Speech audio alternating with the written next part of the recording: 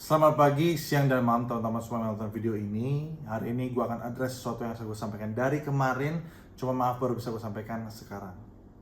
Dan sebelum itu gue ingin menyampaikan turut berduka cita atas semua korban tragedi kemanusiaan Kanjuruhan, Malang. Namun juga di sini gue yang menyampaikan dan juga meluruskan opini publik yang tadinya gue harus sampaikan di preskon, tapi gue rasa situasi kemarin tidak kondusif, berakhir gue tunda preskonnya, dan makin kesini makin gue tunda. Gue rasa ya sudah, gue bikin dalam bentuk video saja, dan ini dia videonya. Karena ini sudah sangat mengganggu pribadi, keluarga, profesional, pekerjaan, dan juga orang-orang yang bekerja sama dengan gue. Dan karena tudingan telah dilemparkan oleh seseorang, gue siap. Gue siap untuk meluruskan dan memberitahukan kebenaran satu persatu yang telah ditudingkan oleh dia.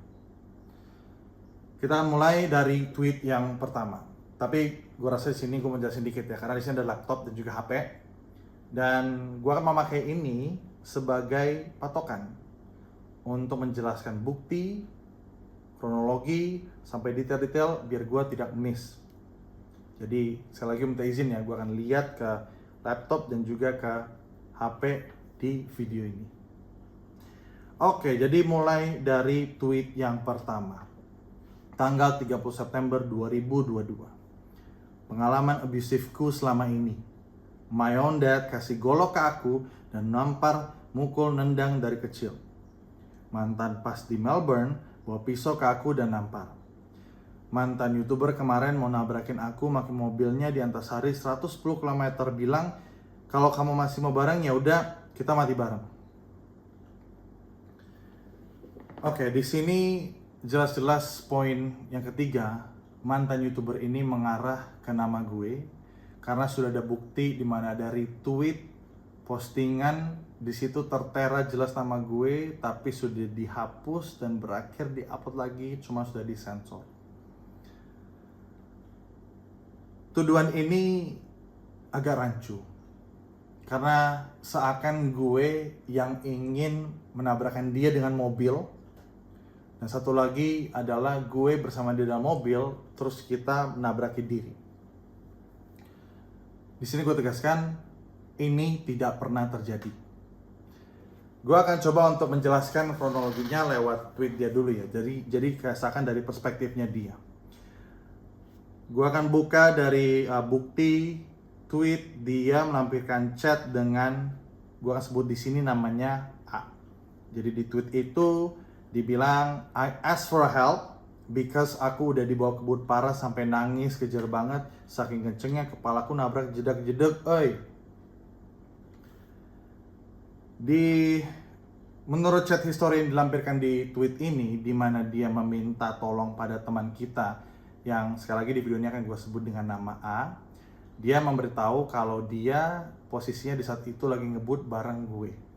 Nah, di sini juga ada chat aslinya, gue akan menunjukkan di sini kali ya. Sudah dengan persetujuan dari si A, itu tertera tanggal dan juga timeline yang sama dan juga isi yang sama. Cuma di sini poinnya lebih ke tanggalnya, itu 14 Juni 2021. Nah, dikonfirmasi juga di tweet yang lain mengkonfirmasi timeline ini. Dia mereply teman kita yang di video ini, gue akan sebut namanya dia itu C. Oke? Gue akan sebut dia namanya ini C. Gue baca tweetnya ya. Beneran C, yang waktu itu gue telepon panik abis dari restoran di Fatmawati ke rumah itu, inget nggak? He's a good man, but when it comes to yang waktu itu, I'm traumatic parah. Oke, ini juga mengkonfirmasi timeline yang sama ya, karena di situ C juga berinteraksi dengan gue. Jadi timeline kejadian-kejadian ini terjadi di tanggal tersebut menurut dia juga. Sebelum gue menanggapi tuduhan-tuduhan ini, di sini gue mau menegaskan gue mendukung dan juga berempati kepada semua korban kekerasan atau abuse dalam relationship, dan memang penting untuk speak up fakta apa yang terjadi. Tapi harusnya ini dipakai untuk menyelamatkan diri, dan juga raise awareness soal isu ini. Namun ada oknum yang sengaja memutarbalikan fakta dan juga dipakai untuk membunuh karakter seseorang. Karena faktanya statement-statement itu mengada-ngada dan tidak pernah terjadi. Dan di sini gue siap untuk menjabarkan semuanya mulai dari timeline sampai bukti di video ini. Oke, gue akan jelaskan dari kondisi relationship gue dulu saat itu. Di saat itu kita menjalin hubungan selama beberapa waktu. Tapi gue ngerasa kita tidak ada kecocokan lagi. Berakhir kita mulai membicarakan hubungan kita bagaimana. Dan berakhir kita sepakat untuk melakukan break di hari berikutnya. Dan sekarang gue akan mulai dari premier filmnya ya. Timeline dari yang ditempatkan oleh dia, premier film. Pada hari itu, sore ke malam, gue dan dia pergi ke premier film Jakarta versus Everybody di Plaza Indonesia. Dan setelah itu, bersama juga dengan A dan C, dan juga teman-teman yang lain, kita pergi ke restoran di daerah Fatmawati yang juga dikonfirmasikan oleh dia di tweet-tweetnya. Kita kasih lihat foto dan juga ada tweet yang dia bilang, hahaha, woi, ngakak ah. Padahal itu kejadian abis kita hangout Premier Jakarta versus Everybody plus restoran Fatmawati itu. Oke. Sekarang saat bubaran di restoran itu di jam 12.26, ini gua kasih lihat bukti bon yang masih kesimpan beserta jamnya 12.26. Lalu setelah itu kita bubaran dan semua pada pisah ke mobil masing-masing. Gue dan dia ke mobil gue yang di parkiran untuk siap-siap pergi, tapi kita berakhir ngobrol di sana. Jadi kita stay diam, kondisi berhenti untuk ngobrol di dalam mobil. Dan gue sebenarnya berharap kalau di saat itu CCTV-nya ada, karena itu bisa jadi bukti kalau ya gue masih dalam kondisi berhenti di sana. Lalu kita mulai ngobrol dan kita tidak menemukan solusi karena dia tidak menerima keputusan gue untuk pisah. Jadi sembari kita ngobrolin masalah ini, di saat itu dia chat ke A di jam 1.20. Jadi bukti chatnya adalah yang dia posting itu ya. Intinya dia request mau datengin rumah A untuk ngobrol di saat itu juga. By the way, ini A dan C ini tinggal di satu rumah ya, karena mereka sudah menikah. Jadi di salah satu tweetnya juga, dia bilang kayak gini. Sebentar. Oke. Dia bilang yang sama tadi, sempat gua obrolin juga, beneran C. Yang waktu itu gua telepon panik habis dari restoran Fatmawati. Nah, poinnya adalah di telepon. Jadi di sini, itu kita bisa confirm itu tidak terjadi, karena yang terjadi adalah gue yang justru telepon C. Jadi dia tidak menelpon C dengan panik, tapi gue yang menelpon C. Maksudnya apa? Untuk meminta izin ke rumah dia, datang untuk kita ngobrolin soal masalah ini. Sama seperti apa yang diinginkan oleh dia juga. Dan itu bisa dikonfirmasikan dengan chat dari A yang sudah sekali lagi kita minta persetujuan dan konsennya. Di situ tertera kata, alright, Chandra just call, come over. Dan kami akhirnya jalan menuju rumah A dan C. Dan di sini A dan C, gue pengen jelasin dulu karena apa kita ke A dan C. Karena A dan C ini adalah sosok yang buat kita tempat curhat kita, teman-teman kita juga. Dan kita ngerasa mereka sudah lebih berpengalaman atau lebih punya banyak experience untuk bisa kita tanya apa yang harus kita lakukan sekarang dengan relationship ini. Dan mereka juga, again, sudah menikah sudah lama. Jadi mereka kita menempatkan sebagai mediator di sini. Oke. Nah, menurut statement pertama tweet dia bilang gue menyetir dengan kecepatan 110 km per jam. Lalu selang 1 hari setelah itu, dia membuat statement baru dan bilang mungkin kecepatannya 250 km per jam di komen Instagram ketika beberapa netizen mulai mengkritisi soal statement awal dia.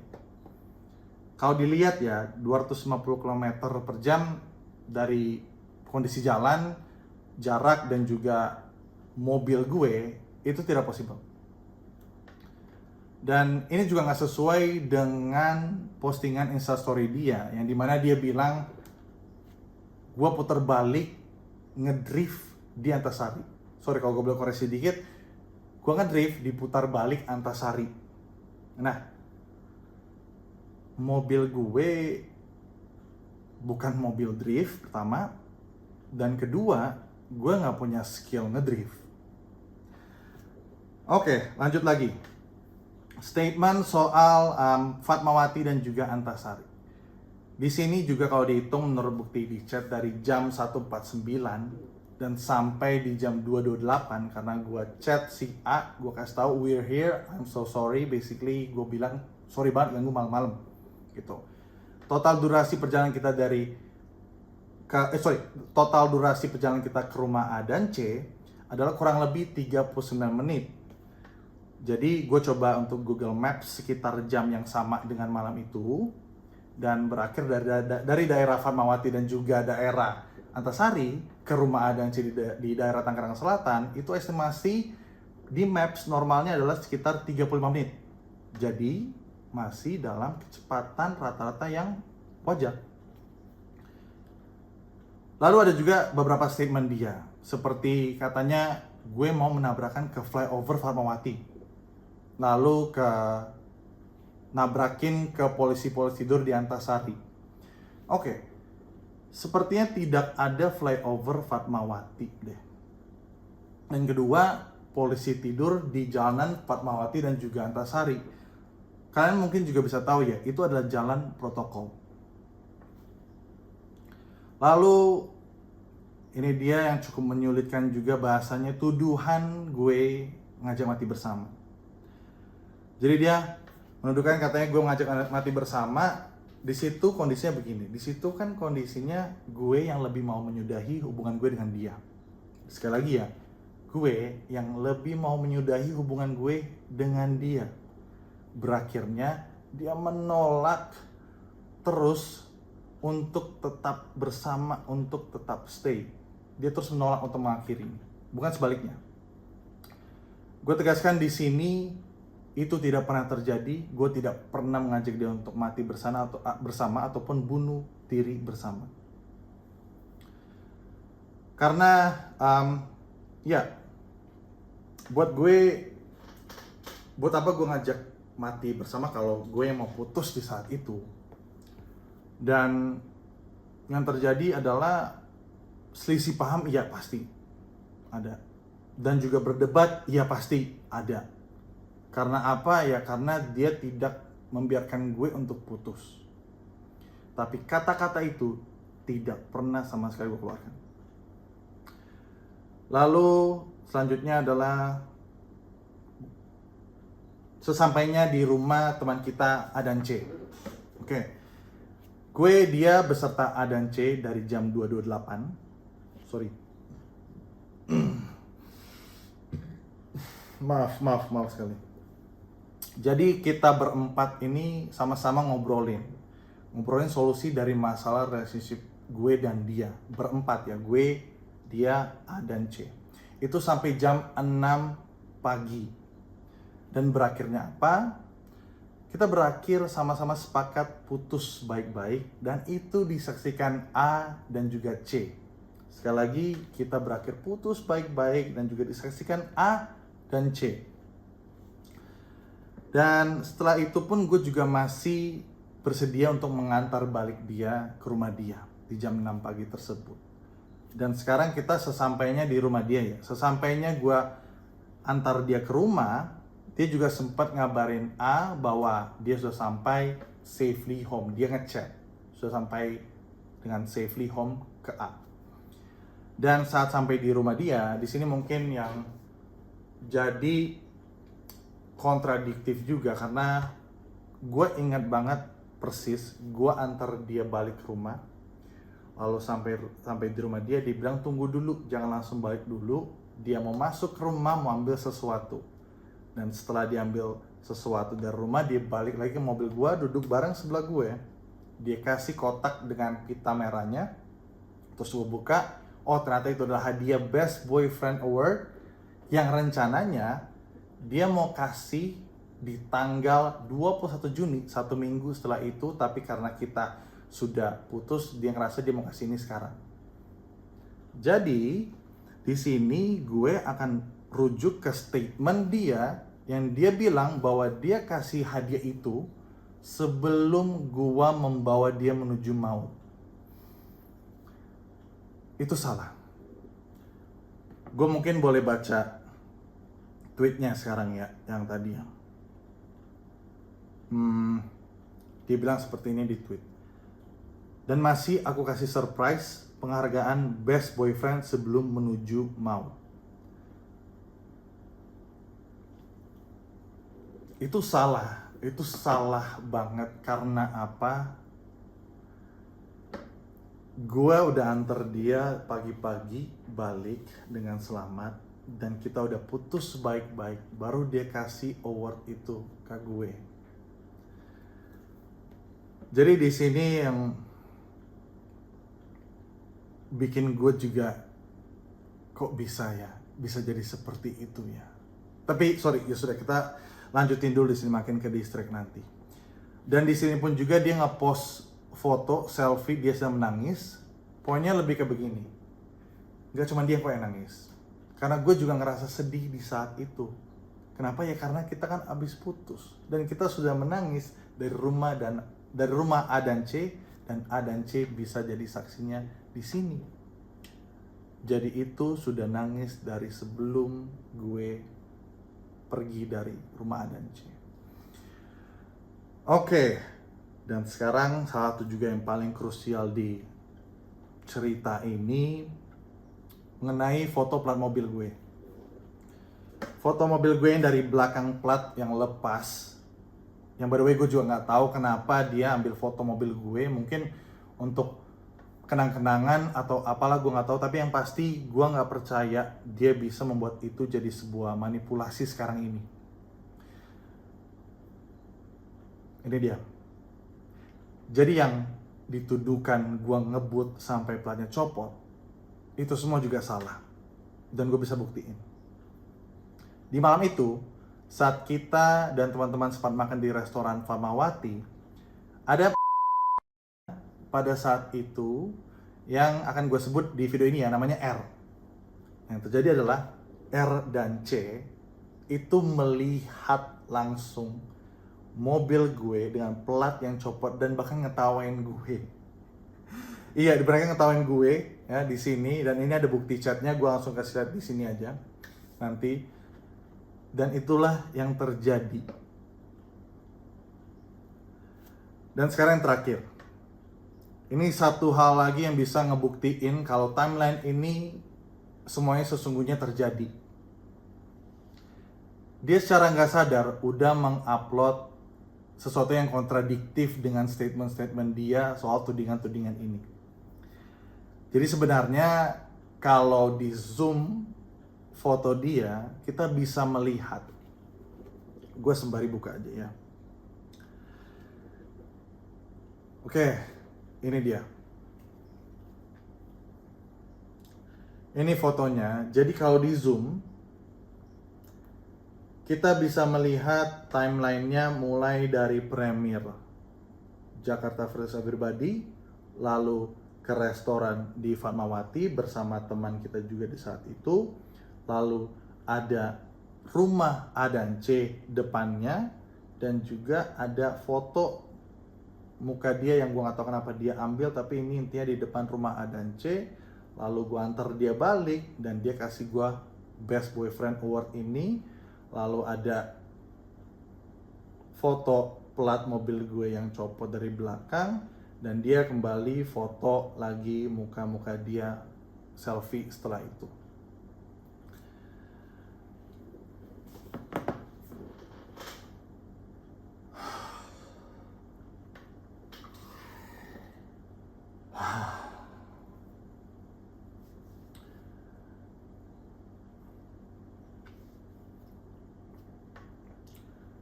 Makanya murni ini tindakan memutarbalikkan fakta dan bisa diduga fitnah yang dilakukan dengan kesadaran.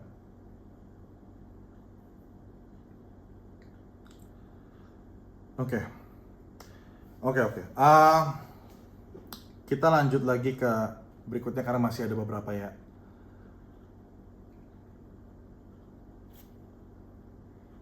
Oke, postingan dating app. Di salah satu tweet yang lain, gue akan buka tweet statement dia soal dating app. Jadi dia ngomong seperti ini. Setelah 4 bulan putus pun aku masih dimarahin atas keputusanku mencoba dating app. Hah? Oke.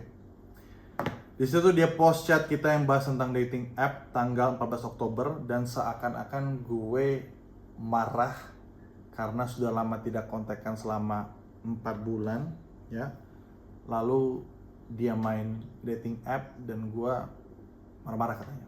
Oke, gue kasih tau dulu. Jadi dating app ini yang gue punya itu adalah versi yang premium. Jadi gue tahu siapa yang swipe right gue duluan. Dan di saat gue buka pertama kali, sorry itu yang akan gue mute ya, sorry ya, karena gue harus sebutnya dating app.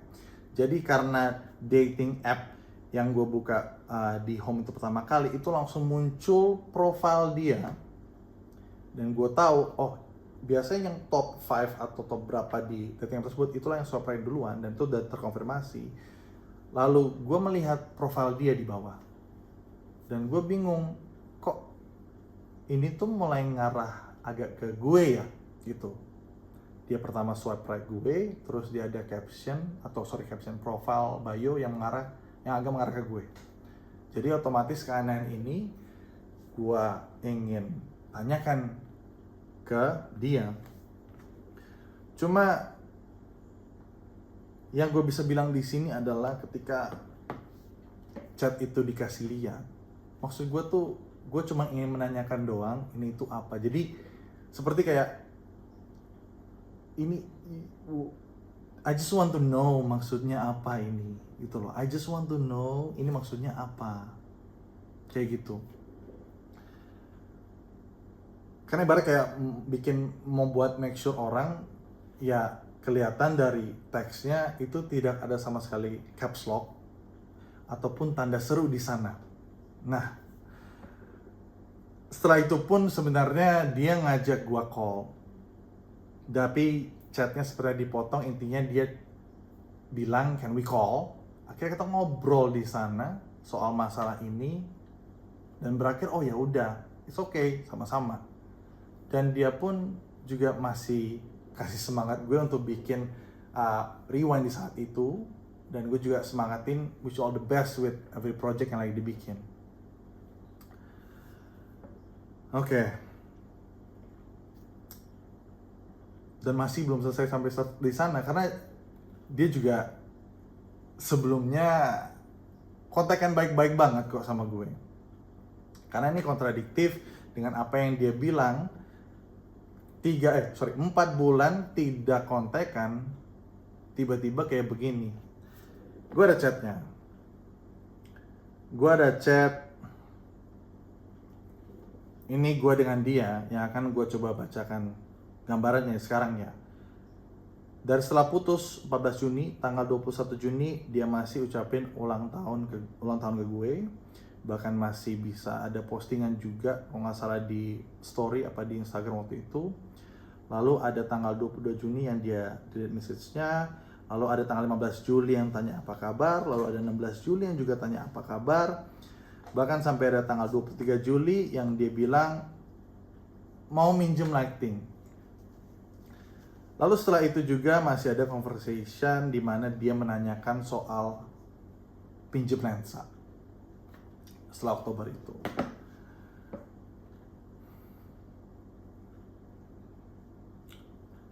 Sebenarnya gue pengen kasih bukti ini.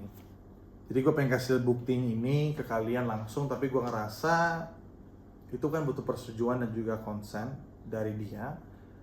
Dan gue tahu kalau tidak ada itu melanggar hukum. Dan gue juga respect privacy. Jadi mungkin dari tadi gue kasih tunjuk entah chat ataupun bukti-bukti apa, itu sudah berdasarkan konsen dan juga persetujuan dari teman-teman entah A, C ataupun R di saat itu. Jadi ya itu gue juga pengen tegaskan, karena di lain itu juga postingan-postingannya juga berasal dari postingan-postingan dia. Dan yang terakhir adalah soal trauma. Dia bilang bahwa dia mengalami trauma hingga beberapa bulan tidak bisa melakukan apa-apa. Bahkan buka juga tweetnya. Oke, dia bilang seperti ini. Exactly, padahal aku sempat vakum main sosmed, gak makan, gak pernah, dan lain-lain selama 2 bulan, rezeki gak kemana.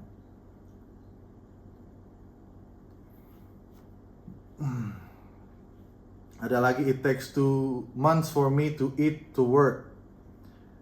Dan ada juga, mana lagi ya? Thank you, I barely touch my PC karena selalu ingat dan streaming main game bareng. Jadi masih trauma aja gitu, padahal I miss playing games and the old me. Mungkin di sini yang gue bisa bilang, jejak digital itu emang gak kemana-mana. Dari jenjang waktu tersebut, kita pun sekarang bisa melihat postingan-postingan dari entah Twitter, Instagram, YouTube, dan juga TikTok dia, itu masih berjalan. Jadi mungkin ya kalian bisa lihat sendiri, gue mungkin gak akan taruh di video ini ya. Di sini pun gue juga tidak ingin mengecilkan trauma orang, karena apa yang dia lakukan itu adalah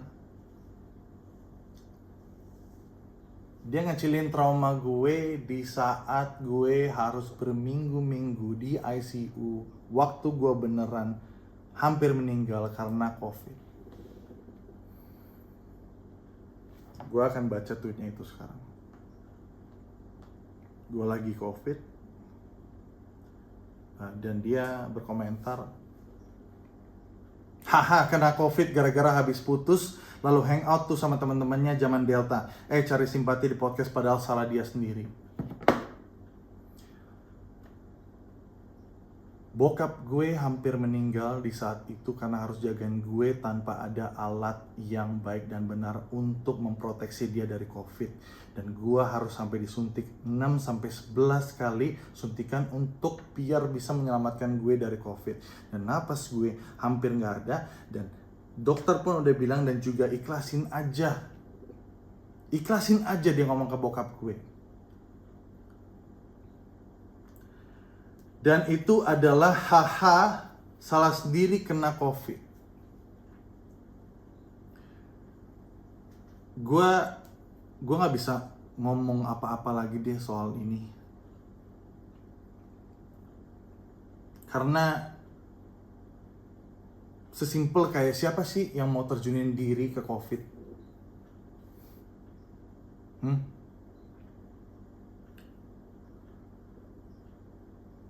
Ya udah, sorry, gue agak sedikit emosional tadi waktu, karena itu udah menyangkut gue, keluarga, teman-teman semuanya di saat masa gue COVID. Oke. Gue tidak mendukung abuse pada siapapun karena gue tetap menyakitkan. Tapi difitnah menjadi seorang abuser, itu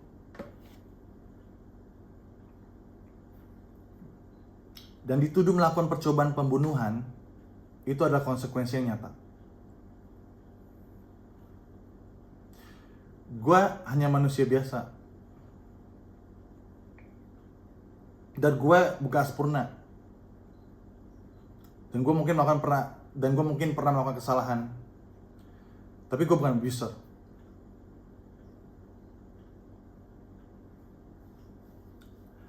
Oke.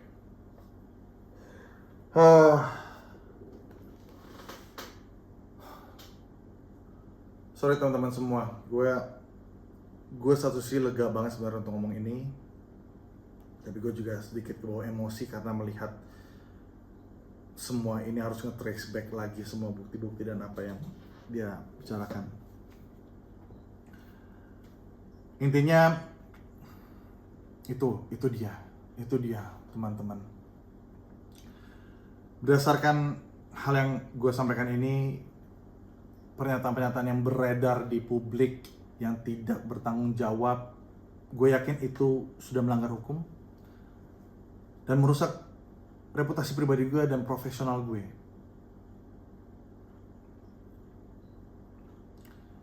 Gue juga yakin siapapun yang diperlakukan seperti ini, jelas mereka diperlakukan tidak adil karena hanya ada cerita dari versi sepihak doang yang seakan membentuk dan menggiring opini publik. Dan maksud gue di sini speak up itu biar untuk tidak diperlakukan semena-mena, karena itu sudah menjatuhkan harga diri dan juga orang-orang yang gue kasih. Seperti itu aja teman-teman yang gue sampaikan di video ini. Terima kasih teman-teman semua udah mau mendengarkan dan bertahan sampai akhir video ini. Gue harap gue sampaikan ini bukan untuk merubah keseluruhan opini publik, tapi gue sudah menyampaikan kebenaran dari gue sendiri.